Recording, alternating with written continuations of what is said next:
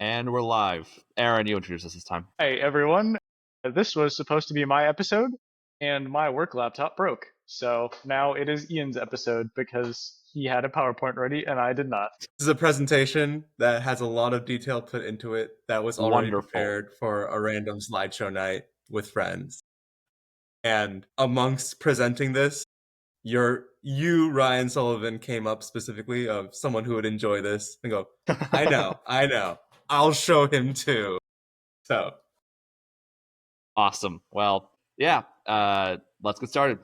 You have control of the thing, right? Yes. Okay. So effectively, today we're talking about the Catholic political compass.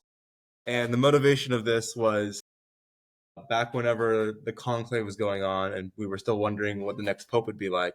A lot of my non-Catholic coworkers and also just people on the internet kept on asking, like, well, what's the next pope going to be like? What type of Catholic is he going to be? And the news kind of painted a picture of it being like, oh, is it going to be a leftist pope or a right conservative pope? And like the movie Conclave came out as well, and that didn't help. And it's like making the selection of the next pope like more political than I thought it would be. And like even though it is somewhat political, just characterizing the dimensions of it. Because like even if a liberal pope were elected, that doesn't mean the church changing its opinions about gay marriage or abortion. Like that's not an opinion thing from the pope. That's just an irreversible teaching of the church. And so I was asking myself, like, what is a more fair way to characterize the left and the right of the church? And I created this political compass to answer specifically that question. And so first, by political compass, I am referring to this. For all those listening, there's a slideshow going on. We'll try to make it lib-right, sound. I think lib-right, I think, is yellow now. Not super important, but Okay.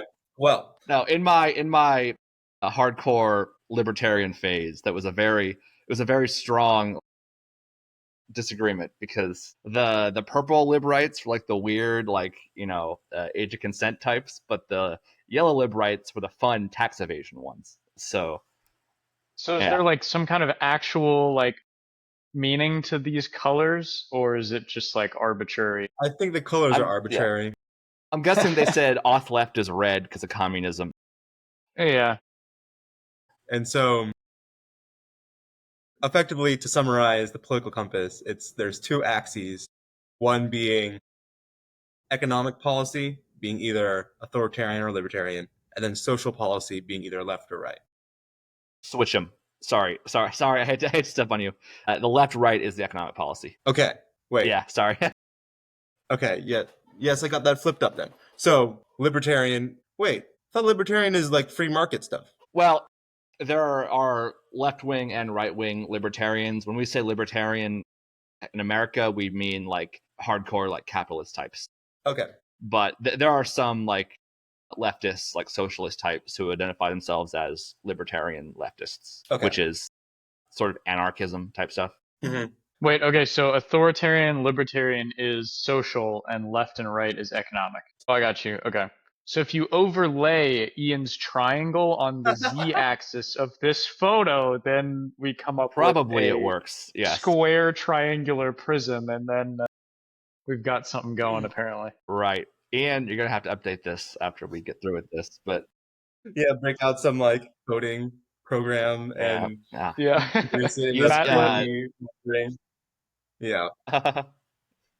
All right. So I apologize. We're spending too much time on this political compass. Yes, I apologize. I'm honestly not even that well versed in it, as you may have already gathered.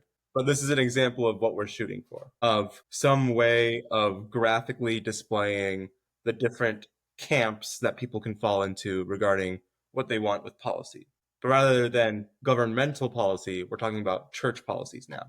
And so some takeaways from a political compass is the point of having it is to give a broad understanding of the range of political beliefs people hold. So everyone falls somewhere on that graph. There's not someone whose political beliefs don't work on that spectrum. No one's special enough to fall outside this range of extreme y-axis and extreme x-axis. It plots everyone.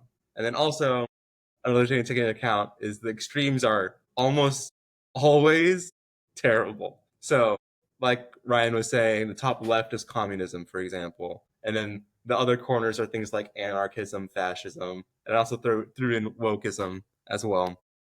But those are readily seen as disasters. And so moderation is somewhat needed regarding your political alignment. And then also, by having a graph, you can see more easily and understand better what your core similarities are with people and core differences are between people. Because if you plot people on the graph, the closer you are to someone, the more similar you are to them. And so not only does that let you see who is closer to you and who is farther away from you, ideology wise, but also in what way. And then also, placing yourself helps you grow in self awareness about what you prioritize and then also what you're at risk of. So you might prioritize liberty, but that might put you at risk of like the unmanaged free market taking like control over the poor or monopolies, things like that. And then also a big point I want to make is that interpreting where you are on a political compass is dependent on what the political landscape of the day is. And so if you're going to be right-winged, that means something different between now and the desegregation era. Or being authoritarian means something different in the US now versus England in the medieval times. And so having that context sets the tone of what actually is the center of this plot. What's the origin that we're in reference towards? And so this is the motivation for why we're doing a Catholic version of this, where it's all the same reasons, but now instead of just for government policy, it's for church policy. So we want to give a broad understanding of what the range of beliefs people can hold within Catholicism regarding what they think church's policy should be. And we want to demonstrate how the extremes are dangerous. We want to be able to give structure towards what your core similarities and core differences are between other people. We want to help someone become more self-aware as to what they prioritize in the church and then what they're also at risk of if they're extreme. And then also making it very apparent that the cultural landscape of the church is very relevant if we're going to talk about what kind of Catholic you are for church policy or like what the next pope is going to be like. And so for a starting point, I have put in this image from Redeemed Zoomer. He is a YouTuber Protestant. However, I think he is the Protestant that honestly understands Catholicism best amongst Protestants. And so amongst the online Protestants, yeah. What's that, Ryan? Amongst the online Protestants, amongst the online Protestants. Like he created a church compass for Christians, not just Catholics, where he still keeps the conservative liberal axis, but instead of the authoritarian libertarian, it's high church versus low church, which effectively just means how much authority does the church as an institution have? And so the Catholic Church, we think the Pope has authority big time, infallible authority actually, and church's teachings are binding on all Catholics versus non-denominational, where if there's a pastor that you think is preaching something incorrect, you're not binded by it whatsoever.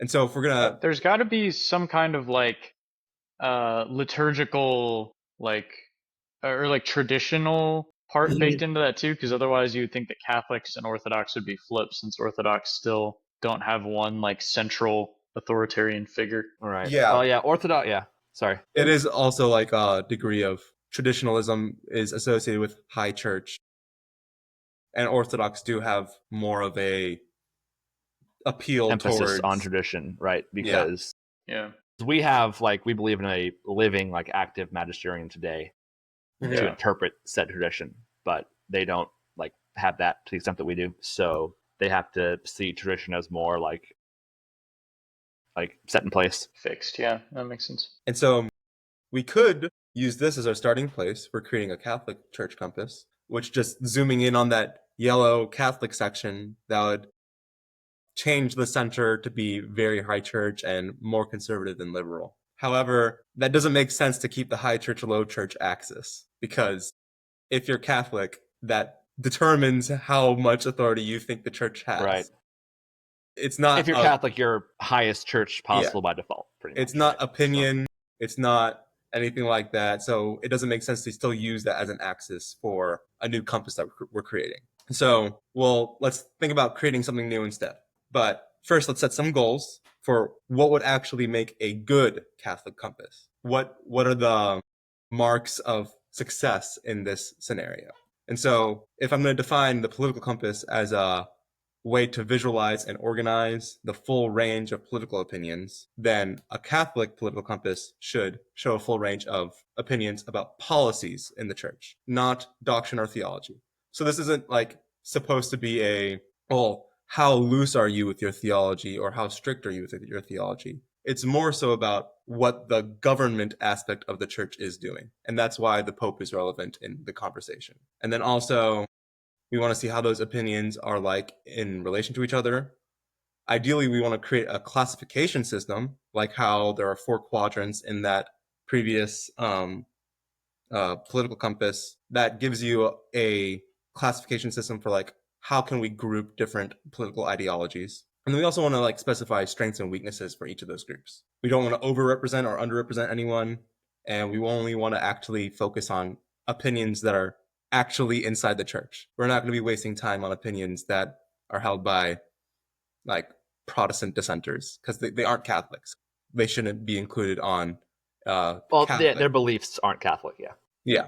And then also, we should designate an origin to our plot. So previously, there was the intersection in the center of the political compass, and that shows you what the difference is between a moderate and an extremist. And so that's crucial to understanding what your beliefs are in reference to the norm, the moderate, the average. And so earlier, we said that we should designate we should emphasize the political landscape of the Catholic Church if we're going to create a compass for it.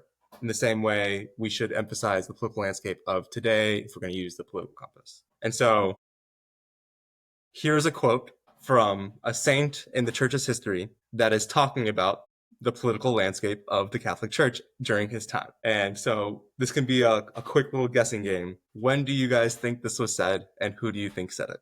How well known are they? They're not one of the big ones. Okay. I feel like this has got to be like earlier than 100 AD or something like that. Okay. Aaron is quite close. So this was Saint Basil the Great in 374.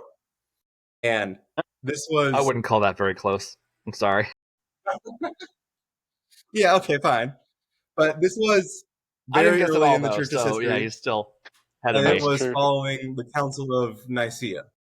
And so this is just to prove that like controversy is not a new thing to the church. Exactly. We have a deep, deep history of saints debating saints and saints debating heretics. But there's always been some kind of controversy that's been on the church's mind at any given point in time. And therefore, there's been political ideologies within the church at any given point in time. And so this is another point to offer of your political alignment in the church. That's different if you're living during the Holy Roman Empire or the First Iconoclasm or the Great Schism or the discovery of the New World or the Protestant Reformation.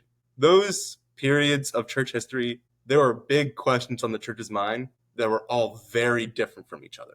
And so if having a political alignment is questioning what you want the church's policies to be, then, well, what are the policies in question? And so to answer that, I think the best way to reference, well, what are the policies that are on the church's mind are the ecumenical councils. This is another graphic from Redeemed Zoomer where he is comically summarizing every single ecumenical council. But I think this is the best way to contextualize the landscape of the church because these are actually like the highest expressions of the Catholic Church's authority, where this is all the bishops together, overseen by the Pope, talking about a question that was controversial enough to necessitate intervention from the church. And so this is quite literally the highest expression of church teaching that is done in history. And Vatican I, for example, is where we officially define the teaching of papal infallibility. Right. So the understanding of papal infallibility rests on the understanding of ecumenical council authority, you know? Yeah.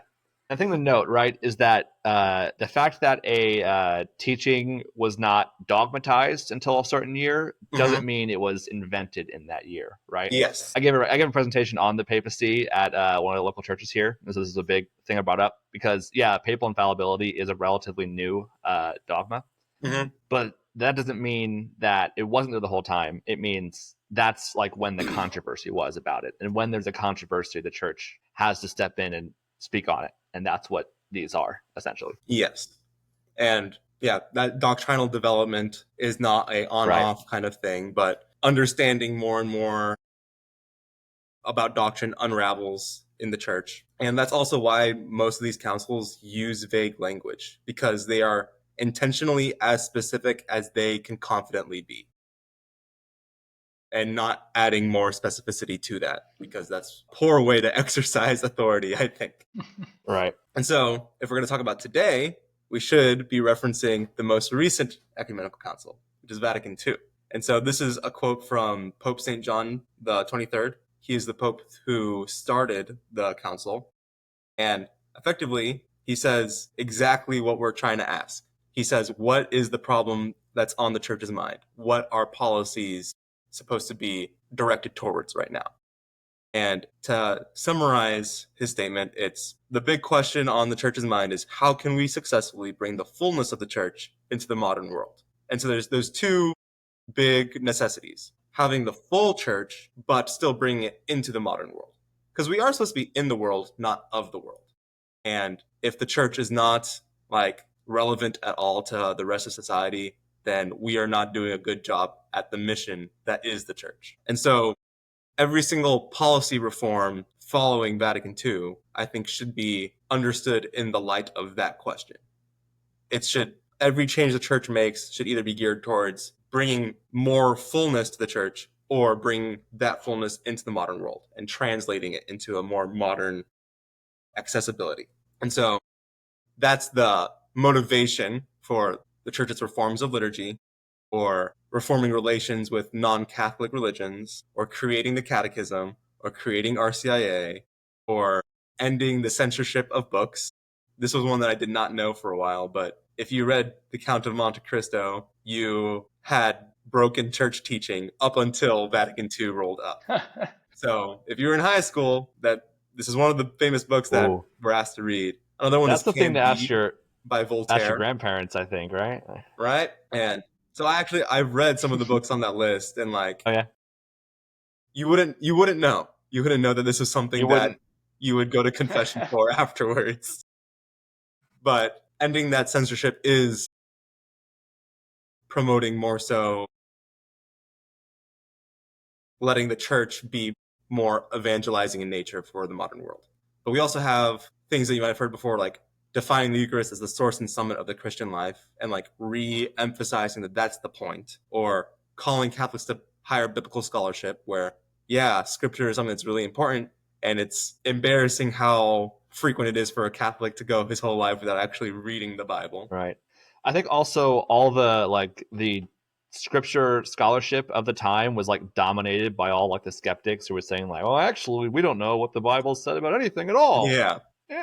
So this is all made up in 1500. It was None of them said necessary that. to improve that if we're going to evangelize the modern world. But also, married men couldn't have become deacons for a long time before Vatican II. So that was another reform from that. And then also, one of the more controversial ones is the church clarifying its stance on religious freedoms, where in church history, think of Spain, think of France, think of Ireland, they had like Catholicism as the official state religion.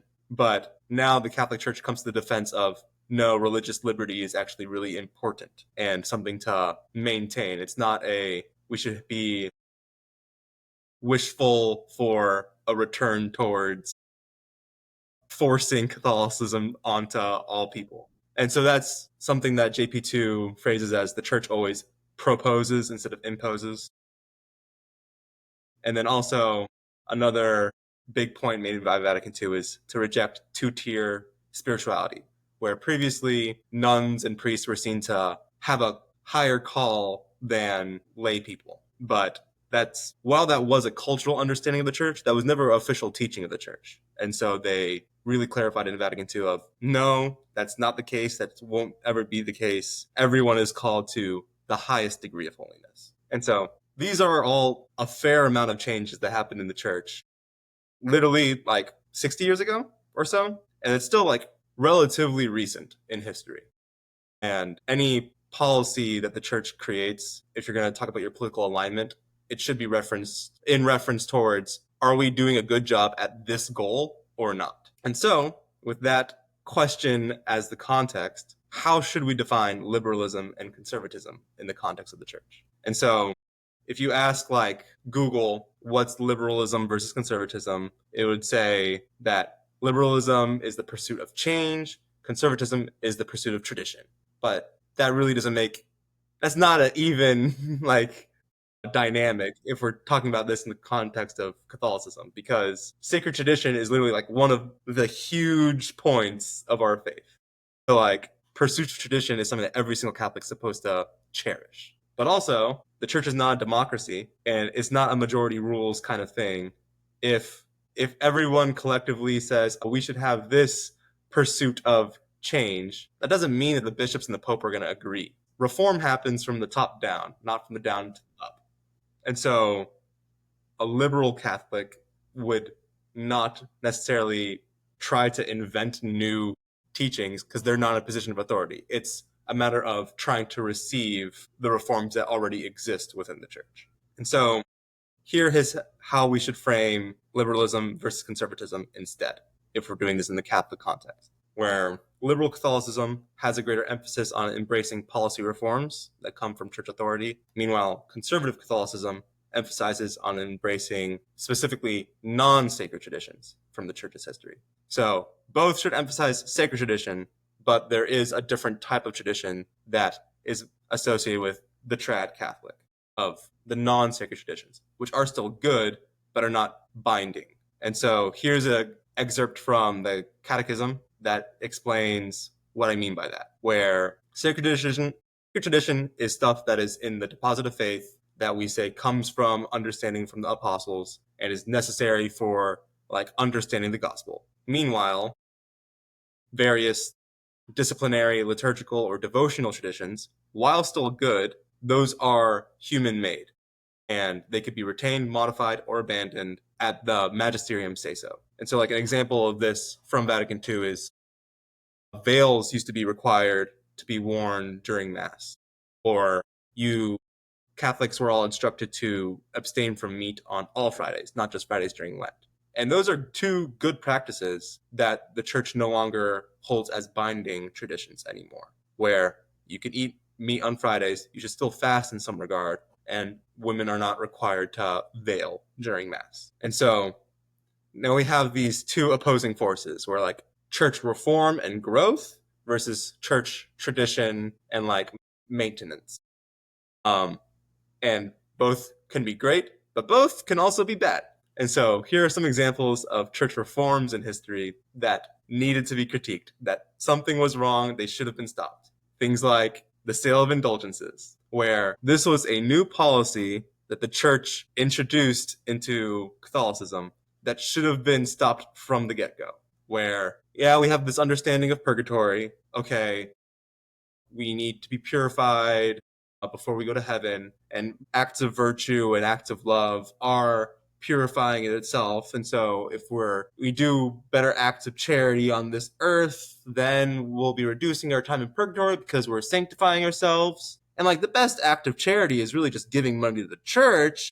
So the more money you give to the church, the less time you spend in purgatory. Well, you can see this slope that we went down. But even though each of those steps has logic to it, the reforms that came with those should have been critiqued and questioned more. And another example is the prohibition of heliocentrism. Galileo was done dirty by a lot of Catholic bishops during his time. And as soon as he said that the earth revolves around the sun, he was censored for that. And that was a reform it's a new policy brought into the church that should have been stopped as soon as it started. So those are both reforms that were bad. But traditionalism has the same capacity to be wrong. And so these are things that maybe they were good once upon a time, but they overstayed their welcome. And it was good for us to get rid of them. Things like the combination of church and state, where Holy Roman Empire helped us evangelize most of the Western world, helped us spread Catholicism without it being illegal to be Christian anymore. However, it overstayed its welcome to the point of the Pope was more political than he should have been and intertwined with like the emperor, and the emperor had power over the Pope, and bishops became more corrupt because they were more intertwined with civil society rather than just morals and faith. And I'm glad that that's no longer the standard that we hold. Same thing with the church's attitude towards war, where, yes, we have biblical accounts of war being just and a tool of defending God that is praised by Scripture. However, that was an understanding that should have been updated sooner than it was, where something went wrong with the Crusades and with the Spanish Inquisition, where it was a show of intolerance towards others, which, while that might have been called for in the past with like pagans during Jesus's time or during David's time, it's not called for now. Right.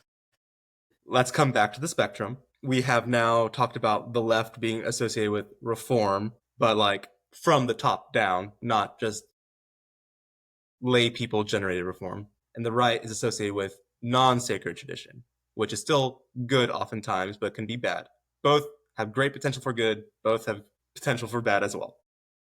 And the left would have a preference towards expanding what the church does well. Meanwhile, the right has a preference towards safeguarding what the church has already done well. And this is another way of like understanding that phrase we had before of bringing the fullness of the church into the modern world, where the fullness of the church is prioritized by the right, into the modern world is prioritized by the left, where it's kind of an exchange of a give and take of if you are really fixated on the modern world, that puts you at risk of sacrificing the fullness of the church. And if you're really focused on just like sustaining what the church has already had, that is preventing you from bringing it into the modern world more successfully.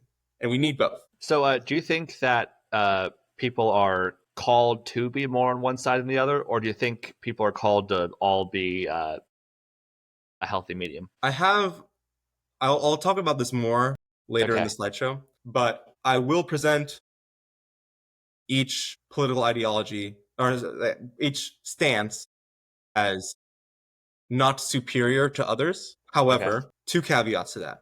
One, the more extreme you are, the more risky of a position that is. You can still be really good in that extreme stance, but there are more things that you should give credence to and be careful about. And then secondly, while they can be held as equal and neither as superior towards others, it is a matter of opinion for what the church needs more of at any given time. Where there have been points in the time of church history where there was an imbalance on one side, where we really needed more people safeguarding the church, or vice versa, where there was a lot of people that were just fitting the status quo and we did need more people to expand the church. So like, so you're saying there is a correct answer. Oh, sorry. Yeah, St. Francis of Assisi example of like, he was a left Catholic during his time because he was trying to shake up the status quo and try to evangelize in a new way. And that was really good because it was largely ignored by the church at that time. But it's not because that stance is inherently better. It's because that stance was rarer at that time. Did that answer your question? Yes. Yeah, I think so. Okay. So you think because of the time he was born in, St. Francis was called to be more on the left. Yes. So to speak. Okay. But in a different time, the right might be needed more so. So it's a matter of, well, what does the church need more right now? Is there an imbalance in the church? And if there is so, how can we correct it? Right. But with this dichotomy of the left expanding what the church does well and the right safeguarding what the church has done well, here are two recent notable Catholics that I think are good representatives of this. First, we have Fulton Sheen. He was a very good figure for new evangelization, where he was the first bishop to really take to new media for sharing the faith, where he went on TV and radio to explain different things about Catholic doctrine. And that is a new thing that the church had previously not done. And so he was like a pioneer in that regard. And that's incredible. Like, power to him for that. And on the other side, we have G.K. Chesterton, where he literally wrote Orthodoxy, which is a book that is defending Orthodox Catholicism, of traditional Catholicism, and like understanding it and safeguarding. Yeah, we're going to own up to the things that we have done because they're good. And his defense of that deepens people's understanding and commitment towards the things that the church defends. And so Right. he wasn't pioneering anything new. He was solidifying what was already around. But Yeah. that's also a And very so, like, I'm sorry. that's a very noteworthy and like necessary task. So, like, and to show your point, both of these two people would, on the standard political compass, be in like the same area, probably, right? Probably. So this is, while this might be correlated with the normal political compass, these are independent variables. Someone could Right. be on the left while being super Republican. Someone could be on the right of the Catholic Church while being super Democratic, or a Democrat. And like, I'm sure there is a leaning of, if you're going to be more traditional, you're going to be more politically conservative. But Right. we are talking about a different variable entirely. But if we're talking about the left and right in that regard, think to yourselves of the most excessively to the left Catholic and the most excessively to the right Catholic on this spectrum. Where, Are you making us guess? no, these aren't examples, but there comes a point where the extreme is not defined by love of expansion or love of safeguarding, but rather it's motivated by critique of the other side, where the excessively leftist Catholic has a heavy criticism of traditionalism because they think it is a hindrance towards evangelization, versus the extreme right side has a heavy criticism of reform because they think it is a hindrance towards the fullness of the church. And those are like the most political camps that you can really see in the church today, of people really disliking reform because they think it's corrupting the church, and people really disliking traditionalism because they think it's holding the church back from progressing. And I'm not saying these are, Fulton Sheen and G.K. Chesterton were the admirable versions. This is now the extreme, which is dangerous, because the more extreme you get, the more risky it is to even hold that position. But if you're looking at this spectrum now, you might realize, well, what's in the center? Is it heavy criticism of both, or is it no criticism of either? We have two variables now instead of just one. And so there's actually a third extreme, the criticism of neither, where you're just a very apolitical Catholic. You don't care what the church is doing. You don't care what the church is teaching. You don't care if they change their minds about a tradition or they change their minds about a reform. It's just whatever goes to you. It's another dangerous extreme to be sitting in. And Apathy. that Right. means we get to create a ternary plot, which is one of my favorite plots, where your position on it is dictated by two questions. How critical should Catholics be of existing reforms in the church? And how critical should church authority be of persisting traditionalism? Where if you're at the very top of this graph, that means that you aren't critical of either. If you're lower, the lower you go on this graph, the more critical you think we should be of how the church is doing right now. And if you wanted to mark the lines, I think these are good landmarks for dividing up the graph, where you could be barely critical of reform, moderately critical of reform, highly critical, severely critical, or critical without exception. But now, let's talk about some extremes. And before we do so, here are some disclaimers. This only works for people that are Catholic. And so you might look at this graph, like, if we have two variables, why isn't it a square? Why is it a triangle? And it's because if you get low enough on this graph, you become critical enough of the church where you just end up leaving it. That is where the cutoff is, where if you are both severely critical of church reform and highly critical of church traditionalism, when are you happy with the church? Never. The Catholics had all these man-made traditions, but then they reformed them all. Yeah, it's a contradictory stance to take. And so the extremes, we're only talking about people who are actually Catholic. And we are going to name names, but I want to say Yes. some of these are people that I actually like. And I'm not trying to foster resentment for them. It is more so supposed to be fostering pity for their stance within the church. That's almost worse. Yeah.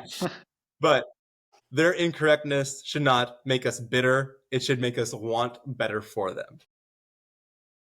And let's start with the bottom left section of this plot, which is the extreme left, where they are defined by those that are more than just severely critical of traditionalism in the church. And so this is the radically progressive Catholic. And the fatal flaw is, if you're more than just severely critical of traditionalism in the church, that implies that you believe that the church should be fundamentally different from what it previously was. And so that's a rejection of church continuity, which is a very big idea that is a crux of our faith. The church right now, Like if you don't think, has continuity to Jesus establishing it. What were you going to say, Ryan? I said if you don't think like it's important to look back at what we've been doing, then like there's no reason that you like being Catholic, that you fundamentally disagree with Catholicism, sort of. Yes.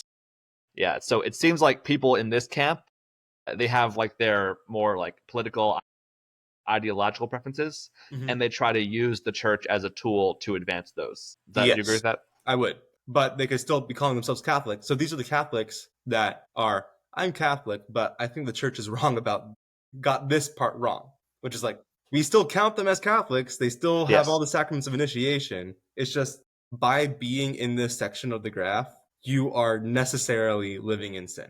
And an example of this would be Joe Biden, the modernist Catholic, where his stances on abortion make it clear that even though he is Catholic, he's going to contradict the church's tradition on this topic because I think this new thing got it right. This is one of his quotes about Roe v. Wade. And it is self-evident that he is wanting a rupture in continuity in the church, which is not good. That automatically excludes him from sanctification if he stays where he is. I will say, to his credit, in Pope Francis's like last days, he called Joe Biden. We don't know what he said exactly, but all the death row inmates got like their sentences, like they got cleared of the death penalty. And so this is where at least he was during his presidency. I earnestly hope that he changes his opinion and faith to go towards the center of this graph, because if he maintains that opinion that the church was wrong about abortion, then that's inherently putting him in this danger zone. Yeah. Well, he's out of the political sphere, so you know he's not like you could. It seems like Joe Biden personally didn't like abortion. Yeah. So you know maybe you could say now that he no longer like has to run for president, he can like. Yeah. It is also like the church does have specific teaching on what is okay and not okay for Catholic politicians to say regarding abortion and things. And that is related to what I was saying before of combination of church and state. Like, yes, the church acknowledges a degree of separation. However, they still laid out rules and regulations for Catholic politicians for what they can and cannot do regarding specifically abortion, which is they can support a law that says a third trimester abortion is illegal, but other abortions still legal. We don't. That's not a victory necessarily, but it's a victory in comparison to whatever the status quo was previously. And so a politician in good conscience can still vote for that bill because it's moving in the correct direction, even though it's not reaching the good endpoint. But Biden did not do that. He actually was in support for most of his presidency of the opposite direction. Right. Meanwhile, we have the bottom right section of this graph, the excessively traditional aspect where they are more than just severely critical of reform inside the church. And so the fatal flaw of the radically traditional Catholicism is if you are this excessively critical of reform, then you end up believing that the magisterium is not trustworthy. And you think that the church has already contradicted itself. This undermines the belief of church's authority, which is, again, a huge belief that we have as Catholics, that this is a divine institution that has authority in its teachings. So anyone who is in the bottom right section of this graph is automatically living against this belief of Catholicism, where we are governed by a magisterium that has authority, that protects us from the gates of hell. And an example of that would be Mel Gibson, where he was one of the first people to ever talk about Catholicism on the Joe Rogan podcast. And he spent like almost the whole time on conspiracy theories about how Pope Francis isn't actually the Pope, and Vatican II actually isn't a good council, and things like that. And this is a public letter that he wrote to a bishop right after that bishop was excommunicated for being too anti-Vatican II. Where he was Vigano was openly a sedevacantist. He wasn't just like anti-Vatican II. Yeah, no, he was. And so Mel Gibson is like praising this man after he gets excommunicated and saying, it should be a compliment that you are hated by Jorge Bergoglio. Like, he's not even going to say Pope Francis. And then he refers to the church as a counterfeit church post-Vatican II, which very clearly puts him in the bottom right of this graph. By being more than severely critical, he no longer thinks that the church has authority. And this is calling into question an ecumenical council. Yeah. Every single ecumenical council had people that didn't like it. And you know what we call them? Heretics. Heretics, yep. The Nestorians, the Arians, the Coptic Church, the Protestants, the Gibsonites, Orthodox, the Old Catholics. What'd you say, Ryan? The Gibsonites. The Gibsonites. And so this is the section of the graph that he would fall into. And so long as he stays there, he is living in contradiction to the church. And we have some good movies, though. What was that? He makes some good movies, though. He does. I love Passion Christ. Great actor. Braveheart. You can admire Mel Gibson, just don't admire him for his faith. I think what these people are trying to do is, I think it's common in the, like, you know how there's this trend of like young male like converts coming in and being like hyper conservative, right? Yeah. I think it's seeing the church as a way to seem like cool and based and better than everybody else. Yeah. So I guess this one is a sort of the church or the aesthetics and the appearance of Catholicism for the sake of like glorifying oneself. Yeah. It is inherently prideful to be in either of those camps. Yeah. And lastly, we have this third extreme, the green zone, which is what I would call lukewarm Catholicism, where if you're not critical at all of reform in the church, and you're not critical at all of traditions in the church, that just means you just don't care about anything that the church is caring about. Or like you have an extreme lack of opinion about all the policies that the church is really thinking about right now. So you don't care about the liturgy, you don't care about evangelism, you don't care about current events in the church, and you don't care about like bridging gaps with non-Catholics.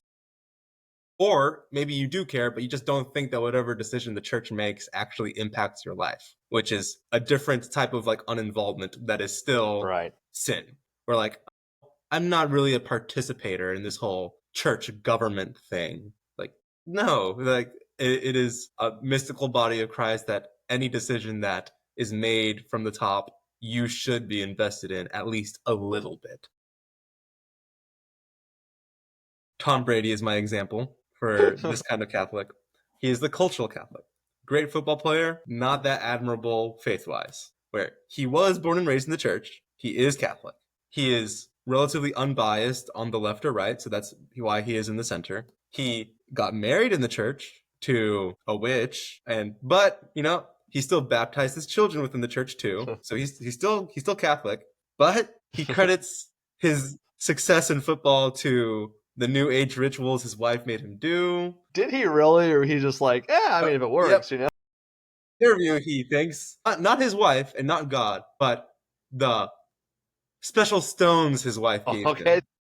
The healing stones and the drops that she makes with all the mantras. It's like, Tom Brady, you're great at football. Don't want you to be a guest speaker at Seek. He got his football soon. skills from the power of Satan or something, right? Right.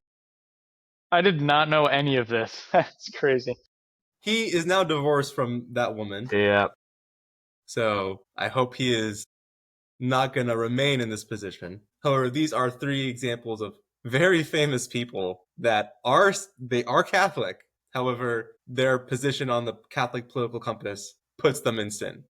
And to escape the sin, you would need to move towards the center. And this is a nightmare blunt rotation right here, let me tell you. So the non-sinful area of the triangle is the hexagon. Yes. So this is the non-sinful hexagon that I would love to talk about with you guys. Okay. And these are the center zones.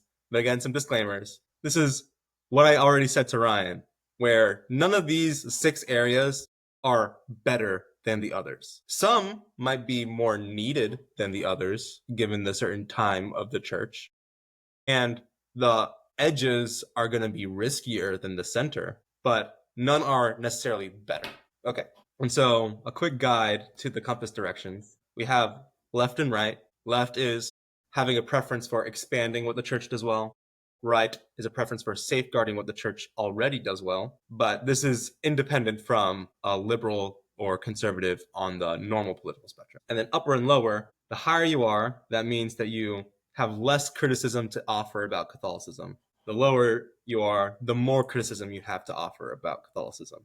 And so that could be either you're proud about the current state of the church or you're worried and concerned about the current state of the church. First, let's talk about this light green zone. This is people that are the least critical of the church. So they have an equal preference for expanding and safeguarding, and they are not worried about the present state of Catholicism. So some strengths associated with this would be, since they're so not controversial, they're going to be the most relatable amongst Catholics because they're the people who are saying the least political statements regarding the church.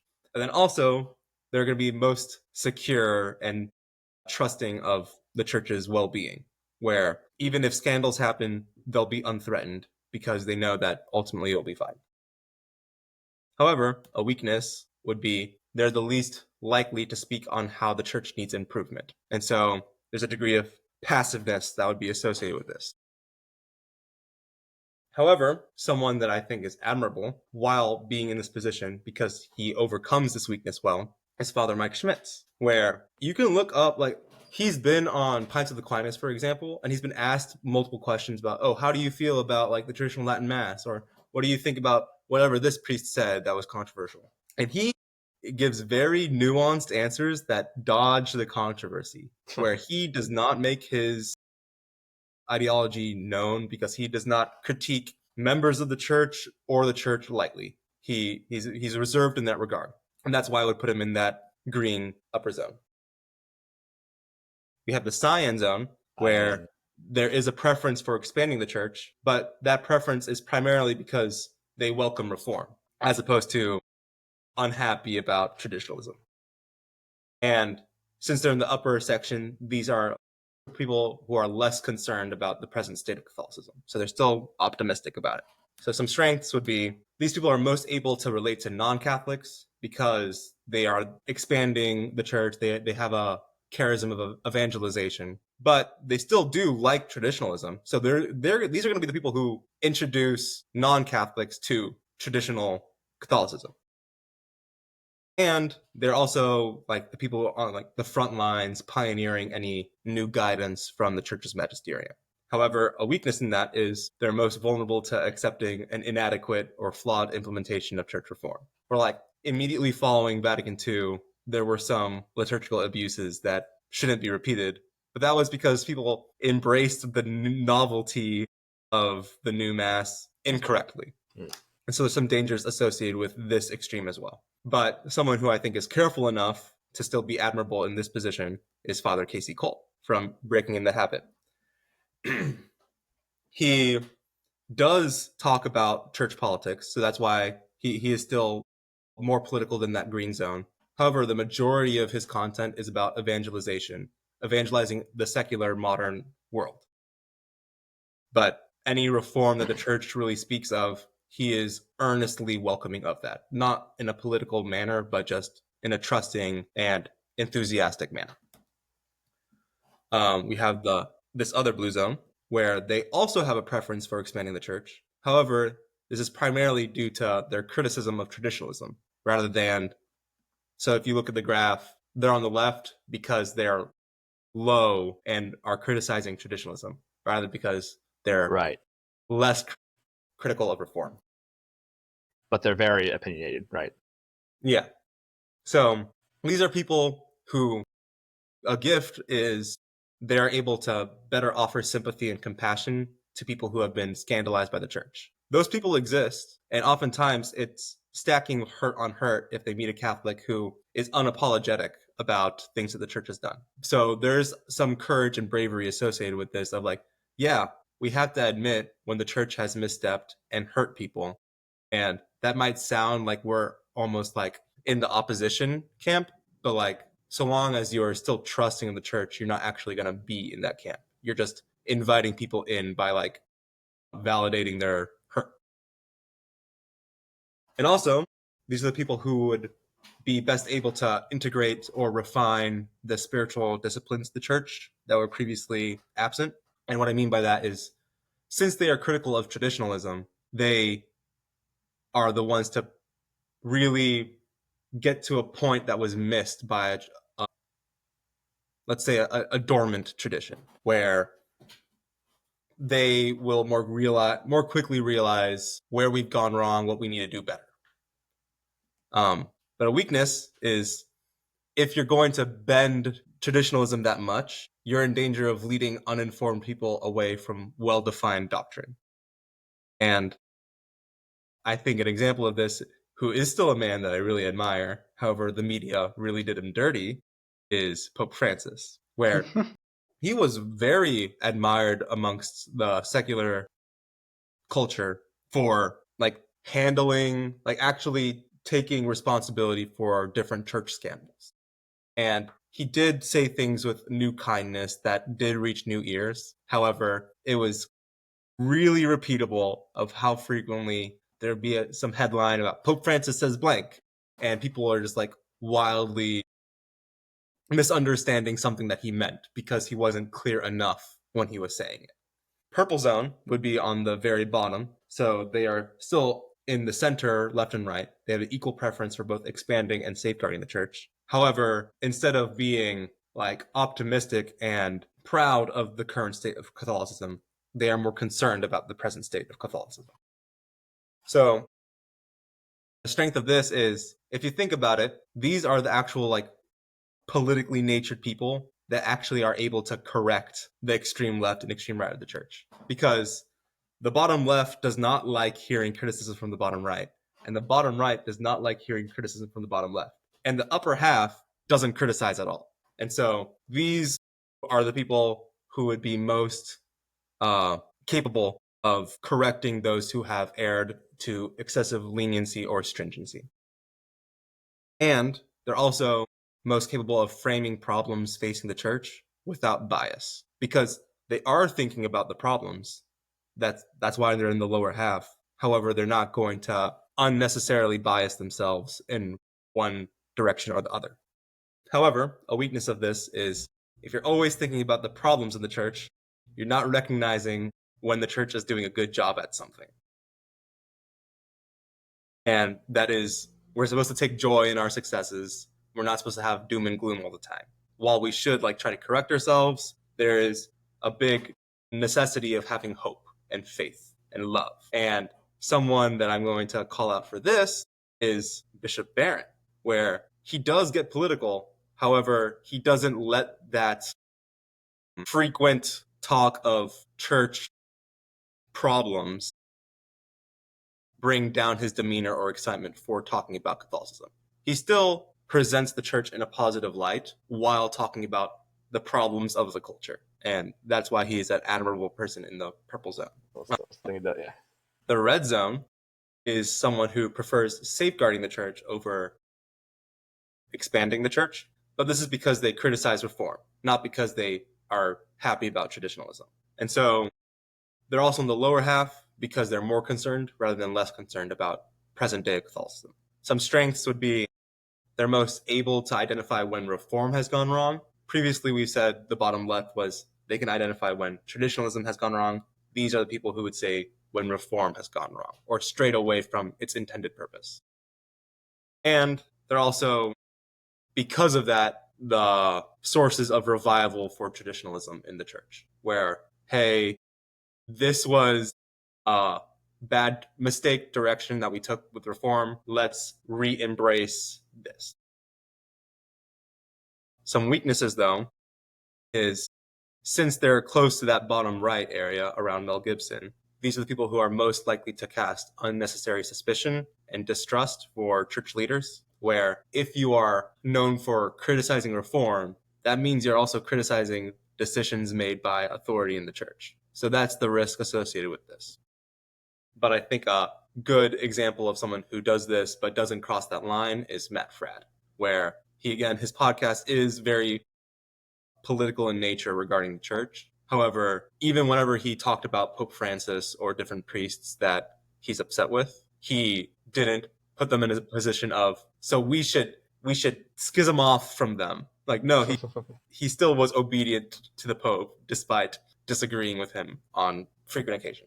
And then lastly, we have this yellow zone of people who prefer safeguarding rather than expanding the church. But it's because they're very welcome for traditionalism.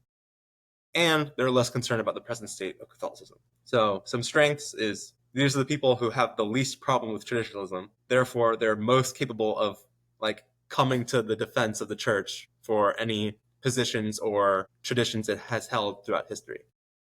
And they're also most capable of demonstrating the goodness of the church's cultural traditions.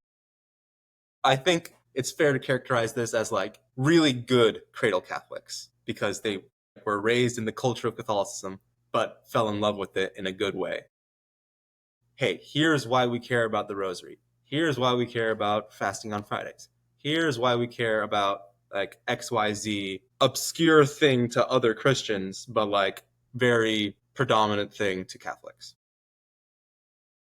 However, a weakness associated with that is living in a social bubble of Catholicism, where if you love the tradition of Catholicism so much and you surround yourself with it, odds are that's getting in the way of you sharing that with people who aren't already Catholic.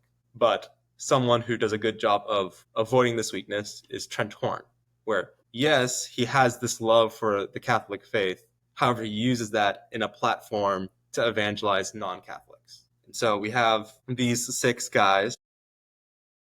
If you wanted to get more specific, my approximation of where they fall is around here. But that's mostly because of just what I have seen from their works. And yeah, this is the Catholic political compass. And I have an invitation, a call to action, where I think you should pay some heed, give some thought as to where you fit into in this graph. Therefore, not just where you are, but why you are there. What actually are the reforms or traditions that you care about and are putting you in that position? And then you should reflect on what charisms come with that stance and what dangers come with that stance. Be wary of where you might go wrong. And then lastly, try to learn about the good parts of the opposite side from you. So if you're a really political bottom right side person, listen to what Casey Cole has to say about trusting reform and really welcoming the new direction the church has gone in since Vatican II. Vice versa, if you're a really bottom left Catholic, maybe listen to Trent Horn more, who is coming to the defense of traditional Catholicism, not in a way that's requiring a push for modernity, but just no, we have been good, and we don't have to consistently be apologizing for actions of the church in the past. I would call myself in the purple zone. That is because I, upon hearing about Vatican II, pretty much felt very seen of these are the frustrations that I have had with my faith. These are the things that have made me unhappy to be Catholic at different points. The very things that the church says, hey, let's do a better job at it. And so I'm in agreement with the bottom left there of like, this is a phenomenal thing that needed to happen. However, I don't think we've done the best job.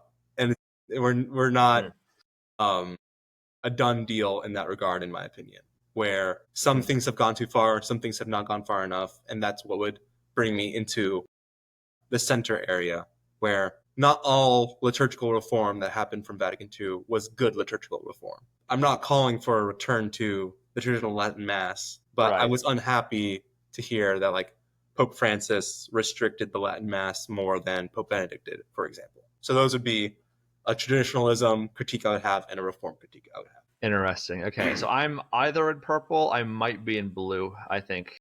I think you're in blue. You think so? I do. I also agree that Ian is in purple. I was thinking that when you were talking too. Because I'm thinking like in my day to day, I see more like at the events, young adults events I go to, I see a lot more, I guess, rad trads than I do like people who are openly touting like progressive ideals. Yeah. Right, but maybe that's me like limiting it to the people that go to church often, right? Maybe I should be like the people who, again, trad Catholics would more so have the tendency to surround themselves with Catholics at Catholic events. Right. So by going to Catholic events, they're always going to be overrepresented because of that tendency. Right. Which is something that has stuck out to me before. For like, why is it so lopsided? It makes sense because of a sampling bias. I see. Yeah. I think I might still be in blue. I think I still definitely make fun of I agree that I trads think more. you're in blue as well. So, I also agree, yeah. All right. Aaron, you're not a big commentator type, so you're probably No, I put myself in yellow. I would say yellow. I think I agree with that, yeah. Okay. Although you're more spiritual than Trent Horn, I think. Thank you. I would say, yeah. I would say that. I mean you talk more about the that type of stuff. That's fair. Then I mean slightly less theologically sound than Trent Horn, that's for sure. Yeah. I wouldn't call him theological. I'd call him like apologetic, right? Like scholarly. But yeah, that's true. Yeah. Yeah. So is the distinction apologetic does not create anything new, but theological does? Yes, I would say that. Yes, apologetics is very much like inter-church, right? It's for the members of the church, right?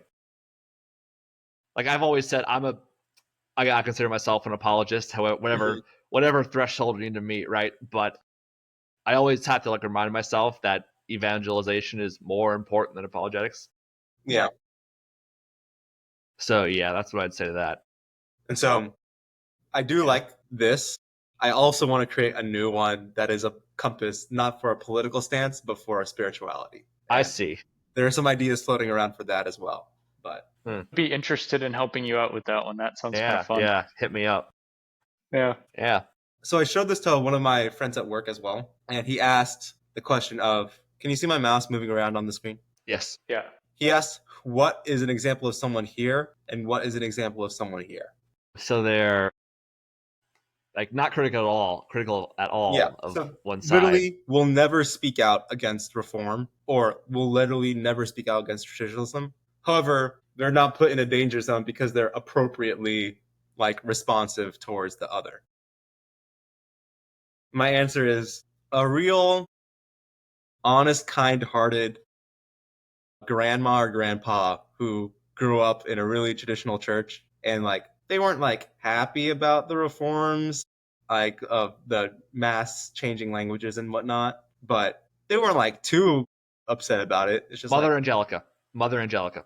Yeah. David Ojeda is yellow. Yeah. And then I would say this area right here is really not that political Jesuit priest, where yes, they are still about, any new reform, let's accept it. It's good to expand the church in that regard. However, they're not going to use that as like a political platform of like speaking out too severely against traditionalism. It's just no, they're chill about it. They're chill about it. Okay, so like, hang on. The most famous Jesuit is Father Martin, and he's probably somewhere else. But Yeah. I mean, the most famous Jesuit is, well, it's Pope recently at Francis, least, is Pope right? Yeah, Francis, but right. Yeah. Yeah. Saint Ignatius of Loyola. So I Huh. also do think this works for like categorizing not just individuals but like organizations as well. Where I think Right. Ascension Presents is very much around here with Father Mike Schmitz. You're not going to find much current events on Ascension Presents at all. And the Jesuits are down here in this left, and the Franciscans are here with Father Casey Cole as well. Of kind of because of of Saint Francis of Assisi being about we should care most about evangelizing the average person rather than the structure of the church. Things So like you'd that. say everyone in this hexagon is like an A-OK spot, right? They're at like Yeah, I think if you're well, I would say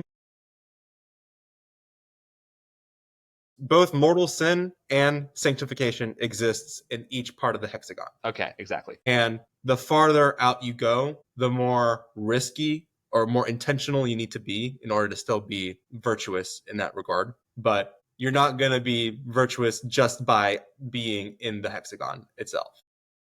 There could be a bad version of someone in the same exact spot as Father Mike Schmitz. But these are examples of people that I think do a good job of being that kind of Catholic. So where do you think Pope Leo is then? Like Pope Francis and Matt Fradd closest to the edges, where yeah, I agree with that. I would call most questioning into statements that they have made. Not that they did it intentionally, but I think they have been riskier than the others. Yeah, I know.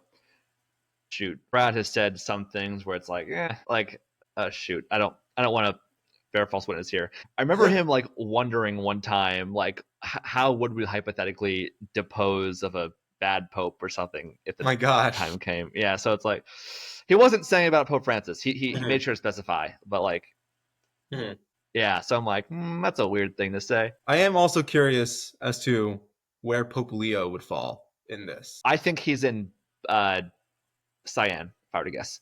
Okay. Really? That's my guess. Yeah. So far, my perception of him is still like really close to the center. Like maybe like close to the center. above. Yeah, but I think he's. I would actually been, say like, yellow.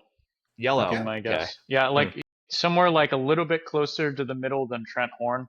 That would be my. Yeah. Because there I was know- stuff written about him from before he was Pope about him being very traditional when he was in Peru. Yeah, I think he seems very focused on not causing too much of a stir right now. Yeah. If I were to guess, like he had the traditional like vestments you pick. Nothing. He wasn't like making a statement with it. He's just like, I mean, other than like business as usual. I think. Yeah. Right? Yeah. But does that conclude your presentation? That is the end of the presentation. Oh well, wonderful. Well, thank you, Ian. This is a great. I love this visual. This is a really like. I like graphs. I like charts. So I love the way this is set up. Thank you. Yeah, this was awesome. You did a really, really great job with all the research and everything like that. So this is stands the test of time. I wanted to make sure hopefully. that I could. It's very good. Really articulate after being asked, "What kind of pope is the next pope gonna be? A left pope or a right pope?" It's Well, I have in my back pocket. I This don't like handy-dandy hearing chart that I made. question. I'm excited to Yeah. see where the spirituality one comes out now because that should be pretty fun. Should be fun. I will let you guys know whenever. Yeah, thank you, Ian. further Thanks everyone for listening, and we'll see you next time. Yeah.